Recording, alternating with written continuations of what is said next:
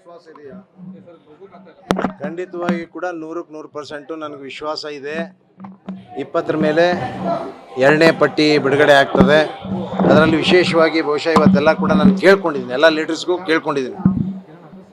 ಈ ಒಂದು ಬೆಳಗಾವಿ ಡಿವಿಷನ್ ಅಂದರೆ ನಮ್ಮ ಈ 7 ಡಿಸ್ಟಿಕ್ ಏನು ಬರ್ತಾವ, ಈ ಭಾಗದಲ್ಲಿ ಶಂಕರಾನಂದ್ ಅವರ ಮಗ ಓಂ ಪ್ರಕಾಶ್ ಕಣಗಿಲಿ ಆದಮೇಲೆ ಇಲ್ಲಿವರೆಗೆ ಸುಮಾರು 30-32 ವರ್ಷದಿಂದ ಯಾರೊಬ್ಬರು ಕೂಡ ನಮ್ಮ ಕಮ್ಯುನಿಟಿಗೆ ಈ ಭಾಗದಲ್ಲಿ ಪ್ರಿಫರೆನ್ಸ್ ಕೊಟ್ಟಿಲ್ಲ, ಯಾರೂ ಆಗಲೇ ಇಲ್ಲ. ಆ ನಿಟ್ಟಿನಲ್ಲಿ ಈ ಭಾಗಕ್ಕೆ ಒಂದು ಪ್ರಿಫರೆನ್ಸ್ ಕೊಡಬೇಕು. ಮತ್ತು ಇಲ್ಲಿ ನಾವು ಸ್ಥಳೀಯರಿರೋದ್ರಿಂದ ನಮಗೆ ಅವಕಾಶ ಕೊಟ್ಟರೆ ಇಲ್ಲಿ ನಾವು ಹೆಚ್ಚು ಕೆಲಸ ಮಾಡಲಿಕ್ಕೆ ಅನುಕೂಲ ಆಗ್ತದೆ ಅನ್ನುವಂಥ ನಿಟ್ಟಿನಲ್ಲಿ ಈ ಭಾಗದ ಒಂದು ಭಾಗಕ್ಕೆ ನಮ್ಗೆ ಕೆಲಸ ಮಾಡಲಿಕ್ಕೆ ಮಂತ್ರಿ ಕೊಡಬೇಕು ಅನ್ನುವಂಥದ್ದು ಭಾಳಷ್ಟು ಎಲ್ಲ ಹಿರಿಯರಿಗೆ ಮುಖಂಡರಿಗೆ ಕೇಳ್ಕೊಂಡಿದ್ದೀನಿ. ಅದು ನ್ಯಾಯಯುತವಾಗಿ ಇವತ್ತು ಈ ಭಾಗಕ್ಕೆ ಕೊಡಬೇಕಾಗ್ತದೆ.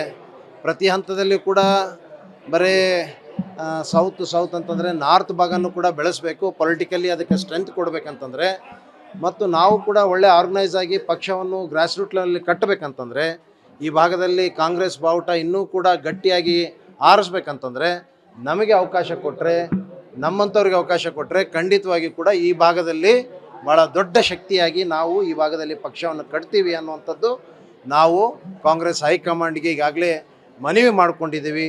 ಖಂಡಿತವಾಗಿ ಕೂಡ ನನಗೆ ವಿಶ್ವಾಸ ಇದೆ ಈ ಭಾಗಕ್ಕೂ ಕೂಡ. ಯಾಕಂದರೆ ಹಿಂದೆಲ್ಲ ಧಾರವಾಡ ಜಿಲ್ಲೆ ಅಂತಂದರೆ 2 ಮಂದಿ 3 ಮಂದಿ ಮಂತ್ರಿಗಳಿದ್ದಂಥ ಉದಾಹರಣೆಗಳು ಕೂಡ ಇದೆ.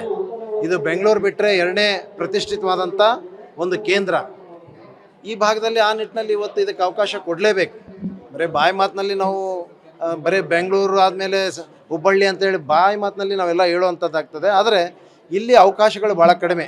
ಅದು ರಾಜಕೀಯವಾಗಿರ್ಬೋದು, ಬೇರೆ ರೀತಿಯ ಎಲ್ಲ ರೀತಿಯಲ್ಲೂ ಕೂಡ ಅವಕಾಶ ವಂಚಿತರಾಗಿರ್ತೀವಿ. ಆ ನಿಟ್ಟಿನಲ್ಲಿ ಈ ಭಾಗಕ್ಕೆ ಹೆಚ್ಚು ಅವಕಾಶವನ್ನು ಕೊಡಲೇಬೇಕು ಅಂತೇಳಿ ಒತ್ತಾಯ ಮಾಡ್ತಾ ಇದ್ದೀವಿ. ಇಲ್ಲ, ಯಾವುದೂ ಭಿನ್ನಾಭಿಪ್ರಾಯಗಳಿಲ್ಲ. ಸಣ್ಣ ಪುಟ್ಟ ಈಗ ಒಂದು ಮನೆಯಲ್ಲಿ ಸಣ್ಣ ಪುಟ್ಟ ಒಂದು ಫ್ಯಾಮ್ಲಿಯಲ್ಲೇ ಸಣ್ಣ ಪುಟ್ಟ ಭಿನ್ನಾಭಿಪ್ರಾಯಗಳು ಇರ್ತಾವ. ಇದು ಒಂದು ದೊಡ್ಡ ಪಾರ್ಟಿ, ಸಮುದ್ರ. ಇಲ್ಲಿ ಒಂದು ಸಣ್ಣ ಪುಟ್ಟ ಏನಾದರೂ ಅವರ ವಿಚಾರಗಳನ್ನು ವ್ಯಕ್ತಪಡಿಸಲಿಕ್ಕೆ ಅವರು ಒಂದು ಅವಕಾಶ ಕೇಳಿದ್ದಾರೆ. ಈಗಾಗಲೇ ಅದ್ರ ಬಗ್ಗೆ ಹೈಕಮಾಂಡ್ ಬಗ್ಗೆ ಚರ್ಚೆನೂ ಆಗಿದೆ. ಅದೆಲ್ಲ ಸರಿ ಹೋಗ್ತದೆ. ಅದೇನು ಯಾವುದೋ ಅಂಥದ್ದು ಯಾವುದೂ ತೊಂದರೆ ಆಗೋದಿಲ್ಲ. 100% ಸಿಕ್ಕೇ ಸಿಗ್ತದೆ ಅಂತ ವಿಶ್ವಾಸ ಇದೆ. ಬೆಂಗಳೂರು ಮತ್ತು ಕಲ್ಯಾಣ ಕರ್ನಾಟಕ ಅಷ್ಟೇ ಪ್ರತಿಯೊಂದು ಸರ್ಕಾರ ಬಂದಾಗ ಅವರನ್ನೇ ಪರಿಗಣನೆ ಮಾಡ್ತಾರೆ, ಯಾಕೆ ಕಿತ್ತೂರು ಕರ್ನಾಟಕಕ್ಕೆ ಮಾಡ್ತಾರೆ? ಅದಕ್ಕೆ ನಾವು ಒತ್ತಾಯ ಮಾಡ್ತಾ ಇದ್ದೀವಿ.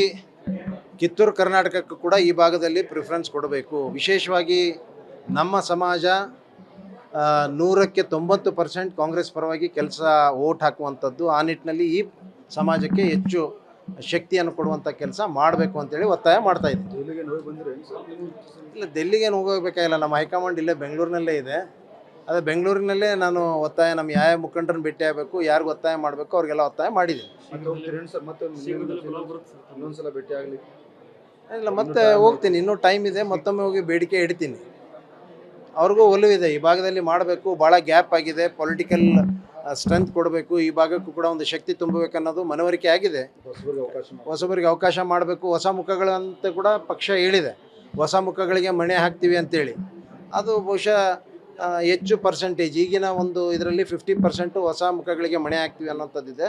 ಅದರಲ್ಲೆಲ್ಲ ಕೂಡ ಅವಕಾಶ ಆಗ್ತದೆ.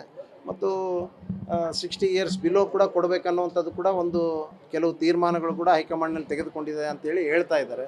ಅದೆಲ್ಲ ಕೂಡ ರೀತಿಯಲ್ಲಿ ಎಲ್ಲ ನೋಡಿದಾಗ ಖಂಡಿತವಾಗಿ ನಮ್ಗೆ ಅವಕಾಶ ದೊರಕ್ತದೆ. ಈ ಸಲ ಬೆಂಗಳೂರಿಗೆ ಮಿನಿಸ್ಟರ್ಗಳು ವಾಪಸ್ ಬರೋದು ಸರ್, ನೋಡೋಣ. ಎಲ್ಲ ನಮ್ಮ ಹೈಕಮಾಂಡ್ ತೀರ್ಮಾನನೇ ಅಂತಿಮ ಇರ್ತದೆ. ಆದರೆ ಖಂಡಿತವಾಗಿ ಕೂಡ ನನ್ನ ನಂಬಿಕೆ ಇದೆ. ಈಗಾಗಲೇ 2-3 ಬಾರಿ ನಮಗೆ ಅವಕಾಶಗಳು ವಂಚಿತರಾಗಿದ್ದೀವಿ. ಈ ಬಾರಿ ಅವಕಾಶ ದೊರೀತದೆ.